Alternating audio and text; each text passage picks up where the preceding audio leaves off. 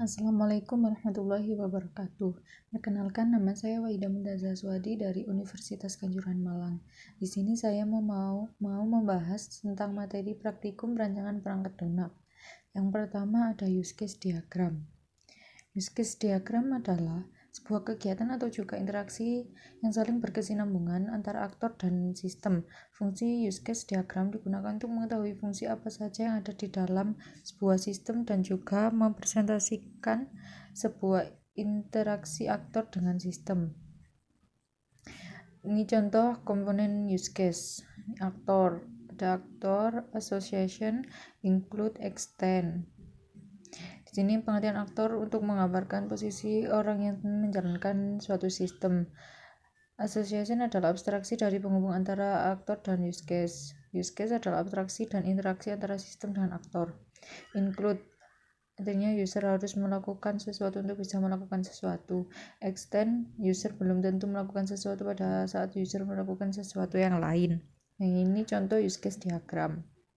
Yang kedua, pengertian activity diagram adalah rancangan aliran aktivitas atau aliran kerja dalam sebuah sistem yang akan dijalankan. Activity diagram juga digunakan untuk mendefinisikan atau mengelompokkan aliran tampilan dari sistem tersebut.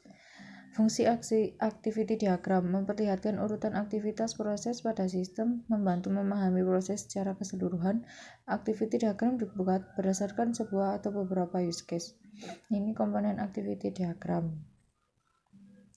Activity memperlihatkan bagaimana masing-masing kelas antarmuka saling berinteraksi satu sama lain.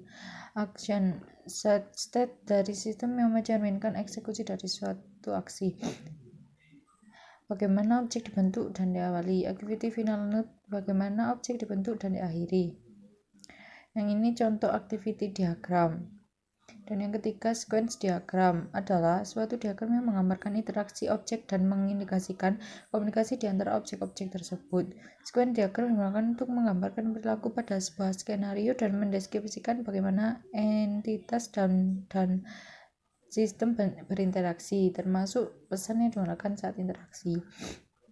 Tujuan sequence diagram memperlihatkan interaksi antar objek dalam perintah yang berurut, mendefinisikan urutan kejadian yang dapat menghasilkan output yang diinginkan mirip dengan activity diagram. Ini komponen sequence diagram. Ada aktor, boundary, object message, message to self, control, entity, return message, leveling.